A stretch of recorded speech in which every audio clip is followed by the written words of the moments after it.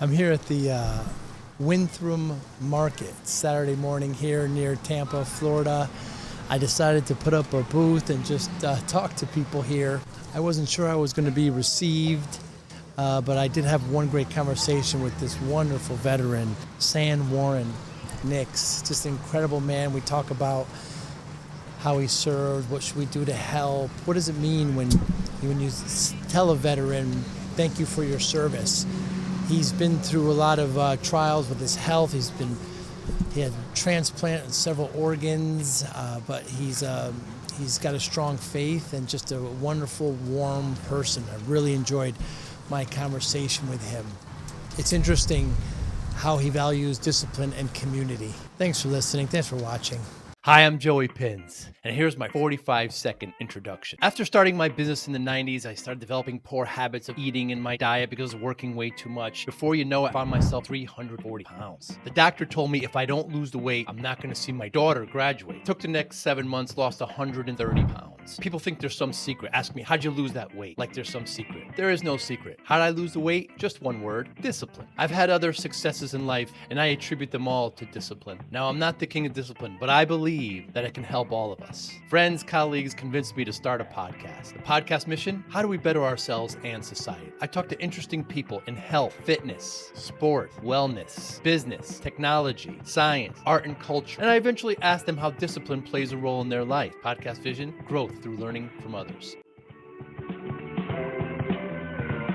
So we were talking about when you served in the military, like you served in the Army and then in the Air Force. I was a dependent, but I got to see my father and how he lived his life as a soldier, and then transitioned to that. As I like the way he pretty much had order, rules and guidelines, those type of things, what the service bring. And the support and the brotherhood, and to be able to travel and really move to areas and not assume how people are. Really broaden your horizons and open up your scopes to vision of, how really relating with people and living with those people that you always see in magazines. I lived in Japan, Germany, Philippines, graduated from Minot, North Dakota. Wow. Wow. Yeah. Is the military for everyone? No, it's not. It's not. It takes a certain caliber of people. I think most people should try it to see where they are, because one, when you come to the physical aspect of things and the mentality of things, you're never tested on all fronts. When you're out in the world, if you go to the gym, if it gets hard, you can quit. If someone don't like, you can always leave. It's not like that in the military. Right. you have to you make a commitment, right? You make a commitment and they hold you to it.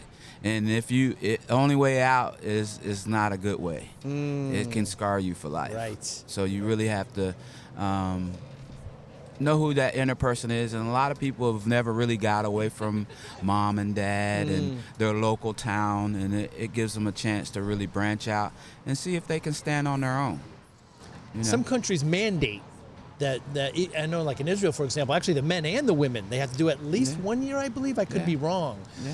Seems to work for some countries, but I don't think that'll ever happen here in the States. No, I heard it. They were trying to do that not too long ago, and people had backlash from it. But I think that part of the United States is dwindling, and maybe that's the reason why we're not getting as much support. The new millennials, they're not into the military type stuff. They see the support of what this country does for veterans. I mean, it's not a good picture. What you see on TV is not the reality of the support that we give for veterans. When you look on the highways, you'll see veterans out there holding up signs. I've been to different programs to try to get help for veterans, and these guys have lost arms and was in the war and still couldn't get the benefits. You think that you automatically, because you serve, you're qualify, but there's wording means everything, just like in the court of law. What should we do here in the States as the general public? And we want to, I believe, I know I want to help veterans. What should people that really do? How can we push our government? What can we do to better help and serve our great veterans? Send more. What can we do? Do we have to contact local politicians? Do we have to volunteer our time? Do we how? It's such a shame. Yeah, you're right. I think as a people that we really have to take on that ourselves. What we do in the United States, we wait on government. We push everything towards government. We need to start at the grassroots community level and really get around our brothers and sisters and help them. It's not what your country can do for you. I know you heard that before. Yes. It's what you can do for your country. And we spend a lot of time pointing out situations and problems that we know all are apparent, but as a family, as a community, we're not doing anything ourselves. So I think that's the first thing, and to acknowledge that there are problems and not push it all off on the government. Yes, it's very, very true. Isn't it wonderful to see that people can live differently and still be just as happy? Just as happy and content. And then, like I said, when you're immersed in the culture and you really learn the culture itself from a bird's eye view, it's a different perspective. It's real. It's not what you read in a book or anything like that. So, yeah, I think, my sister, what she's dealing with, she was civilian, but she worked for the government, and she spent many years in Germany as a civilian. And her challenge now is to expose her kids to that way of life. And I said, well, you can always visit. Visiting is not like living. It's like when you go home for the summer with your family. It's not like living there with those people. It's a different perspective. So, being blessed and having the opportunity to go and live in different places, that's valued beyond measure. It's such an education that you just can't learn. I just happened to be in London last week, and just the mere fact of them riding on the opposite side of the road so long, it's just, I know it's a small thing, but it just boggles my mind. But again, they've been doing it for hundreds of years, perhaps thousands, right? And just because it's different doesn't mean it's worse. Right, exactly. In the Philippines, there's no stop signs. It's just total confusion, but there's no accidents. Wow. And that's the thing. Everybody has to be aware of each other, communicating and being gracious and those types of things. And you don't see no road signs, no lights, no anything. And how do they make it? Here we have all the luxury painted lines. We're going in the right direction and flowing, and we still can't do it. Right. Not saying anything bad about the U.S. Of course, It's just different. Yes, it's not worse. Different. It's different. Yeah. And you adjust. You adjust. I mentioned before, I do thank you for your service. Sometimes these are just kind of blank words. Veterans sometimes don't like to hear that. What can we do to show our appreciation when we meet a veteran like yourself? What can you do? Yeah, to non-veterans. Show appreciation? Non-veterans. That's a good question, and something that I think about sometimes because I take it for granted. Especially when those days come around, when there's Veterans Day and you can go to all these places and get free meals. And it's just like Valentine's Day. Is that the only day that you show that you love me? Right. This should be an ongoing thing all the time. We should, from the top to the bottom, we should always be honoring every day of the week, not certain times of the year. Or, you have places that don't even participate in veteran, like, hey, do you give discounts to veterans? I think it should be not say a mandate, but it be something that businesses should just open up whether they do it or not. It's easy for them to be able to change their bottom line and give a 10%. Because that way, when I got a roof put on my house because I was a veteran, I cried. Wow. I've never received really much for being a veteran. Wow. Not that I expected it. Sure. But like I said, the veterans aren't getting what they're due. They're not. I asked recently a veteran, and they told me, they said, when you thank for your service, look them in the eye and mean it. Sometimes it's just blank words like "how you doing" or something. We get in routine just like "I love you." Right. And, That's right. You say it so much, it just becomes a habit, and it's not something that's really in your heart. So, but action speaks louder than words. Oh, right. put your arm around them. Look, maybe put some money in their hand or something. When someone walks up to them and does that act of kindness, a regular random act of kindness, and really, hey, can I help you? Do you need me to do your yard work or different like things like that? To help them out, because most of them are disabled or have some issues. And that's just like anything else, being a minister and being able to fix people's issues and fix whatever problems and sometimes they just need somebody to talk to. Yeah. They're lonely. People like to be heard. Yeah, like to be heard. We're here at the Winthrop Market. We're in Riverview near Tampa. It's a beautiful Saturday here in March. What do you like doing here in the market? In the market, connections. I've always had that inspiration. That voice says, if you want to connect to more people, the people are in the market. Even in the biblical days, everybody went to the market. Good point. The good people, the entrepreneurs, those people that at the grassroots of things, they're at the market. So whenever I'm going through these things in life and I'm starting to shift, I had just came from, I had a heart and kidney transplant 3 years ago. Wow.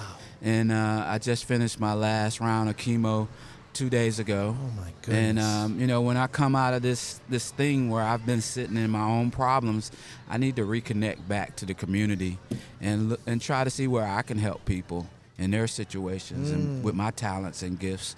So my wife, we always come to the market. That's where I met my home church 3 years ago. Wow. Was in the market, this market right here. So yeah, go back to your first love. How important is the church and your faith to your life, Sen Warren? It's important. It's important. Some type of faith is important because when you're having tough times, you need something to look towards, something to keep you focused on, and give you clarity to know why you're really here. Why you're really here. Those types of things. The faith comes in to give you reassurance, a mindset. And when you have that mindset, even if you going through those things, it makes it easier. Endurance and patience, you learn that. Those are the things, the fabric of those faith-based things. We're not promised all the glory. If you're watching the what they call it, the type of faith-based that gives you prosperity, everything. He never promised you that. He said you will bear a cross. And if you understand that language, everything's not going to be roses. But he did say he'll be there through it all. And when we're going through cancer, heart transplants, and just love relationships, brokenness, he's still there. And he's always there, whether we believe it or not. We can't be afraid of the hard, deep questions. No, we embrace them. Matter of fact, those things is what shines the light on our imperfections. And when we deal with those things and really admit to ourselves that we're not perfect and we don't have to be perfect, and we're accepted. If you're really loved, you're accepted in your imperfection. And that's the humanistic part that sometimes we deal with that is hard. You seem to lead with love, Sen Warren. Is that an honest assessment? It is, but it takes a workout muscle memory. It's easy to be unlovable to people than it is to be lovable. Yeah, it is. You have to practice it, and you have to really get it into your fabric, on a day-to-day basis, and be intentional. You have to be intentional about it. And I'm learning that even in this season to be more service-oriented to people. Those things didn't always come natural. It's always, and we're embraced with it. Me. What can you do for me? And that's the different thing. The more you help others, the more you get what you need. And those things aren't just words. Has there been anything in the last month or so, Sen Warren, that you changed your mind on? That I changed my mind on? Family. Family, community, forgiveness. I learned that, I spent about a week out in the wilderness. Not really the wilderness. We call the woods. Anything away from the city is the wilderness. Right. But I spent a week out in the past, and I had to really do some inner checks and I realized that community was very important. Being an individual out here, you know, you hear teamwork makes the dream work. Everybody wants to do everything. They want to be their own person, but we have to come together. Two or more means something. Multiplication means something. If you're not going through life trying to multiply yourself, not saying you're trying to, you know, multiply yourself and to make money, but to instill in other people, you know, good things and good values, that's multiplication. And if you're not doing those things, I mean, what's the purpose? You know, just being the individual. When you're in a community, be a part of the community. Don't just be locked up. When you go to these gated communities, you don't see people in the neighborhood. Right. We live in a neighborhood. I had to actively get out and walk just to meet my neighbors because they never came out. Nobody comes out. We go to work, we come home, we live within those four walls, and that's it. We have no relationship. And back in the day, neighbors, we live on the block. Everybody knew each other. That's you needed some sugar, whatever. Yeah. And so just showing yourself to be neighborly. How am I being really neighborly if I don't know the person in front of me? I don't have a relation to the person beside of me. And you can reach out of your window on a lot of places and touch the next door person. We're just that close. Or if your car's broke down and you need a ride, who are you going to call? You got to go call somebody 10 miles away when you have a neighbor. Right. That means because you don't have a relationship. And that's what we're supposed to do, is build better relationships along the way. Love thy neighbor. Love thy neighbor like you love yourself. And that's a big thing to chew on, too. Because sometimes we don't even love ourselves like that. Right. You know, doing better with that, loving yourself, and not waddling in your own problems. You know, there's bigger problems. If you get out there, you can hear some problems that's way bigger than yours. That's for sure. So Warren, I started my business in the 90s, and I was working way too hard, not paying attention to myself, and putting my health in the back seat, working 14, 16-hour days. Yeah. So I'm in front of the doctor, and I'm at 340 pounds. Wow. And she says to me, if you don't lose this weight, you're not going to see your daughter graduate. She was just born. Scared the life out of me. My come to Jesus moment, some would say. So I'm driving home, punching the steering wheel. What have I done to myself? Look, I can abuse me all I want, but now I have this family. So I spent the next 6-7 months, lost about 130 pounds. And you can't look at it as a finishing line. People lose the weight and they just gain it back. So when I tell this story, people say, what's your secret? And there's no secret. Discipline. That's how I lost it. Routine, willpower, right? Focus. Yeah. How does discipline play a role in your life, San Warren? Next. Discipline plays a big role. But like you said, it's something that's easily said than done. Because that flesh in you is telling you, no, eat that. Just one. Right. It'll do. And I always say decrease consumption, increase activity. And then education as well. Once you start knowing that, then you want to do right. When you know better, you should do better. And those things. And encompass yourself with, like I said, community. Encompass yourself with people that have the same mindset and the same desire. Because being a soldier, we call it a ranger buddy. You need a buddy system, somebody that's going to hold you accountable. When I used to go to the gym, I would quit on myself. With my drill sergeant, I used to see people fall out of the basic training, and he would say, would you quit on your grandmother? They say, yeah, drill sergeant. Would you quit on your mother? Yeah, drill sergeant. They couldn't find nothing that person wouldn't quit on. Wow. So you got to have that person that can get in your back mind and say, hey, drive on, keep going, one more. So you need that buddy system. And even if you don't do it 100%, at least that extra 10 and 15, you could still get that. We say 1%. 1% change. You could change things. But discipline is something that like faith, is something that you have to really pursue and really have to get yourself in that. And it comes with age and maturity. Yeah. Because the things that we used to do, we don't do no more. The things we used to chase. And then I have 13 grandkids. It's not about me anymore.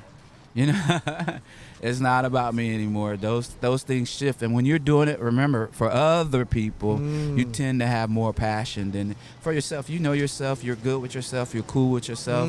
You done lived your life. And here it is. It's time to just enjoy the rest of it. And you don't have much, but the people that's behind you, those are the ones that you still do. Like, why are you still working hard? You could retire and not do this, but it's for your family. We want to leave something and give something to them. You mentioned your father was in the military. Was Yeah. discipline kind of instilled in the household at a young age? It was, and I appreciate that. When I look back on my own kids, I think you have to measure the kids, because nowadays that type of discipline wouldn't hold up. I say. You're too mean when you're not really being mean. You're trying to, instill those rules. Those are the rules that life is really built off of.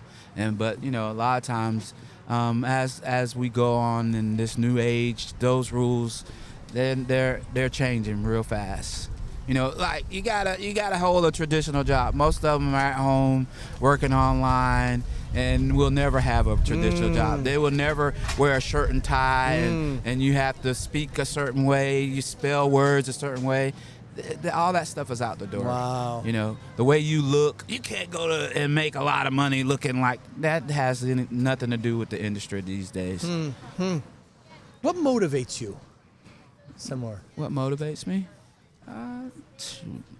Life. Yeah. Like I said, people around me, my faith motivates me, and I'm a self-driven type of person. I've always been motivated. Those types of things, just seeing where I am right now, and sometimes just if you sit still and stagnant, you'll never get anywhere. So just trying to keep moving, and even if you're not in that activity or in that place where you need to be, if you keep yourself moving, you'll get there. Like I said, when I come out to the market, why are you here? Don't really know. But if you keep going and putting yourself out there, you'll end up where you need to be. If you're sitting around waiting, then you won't. It's just the action. It's an action that yields reward.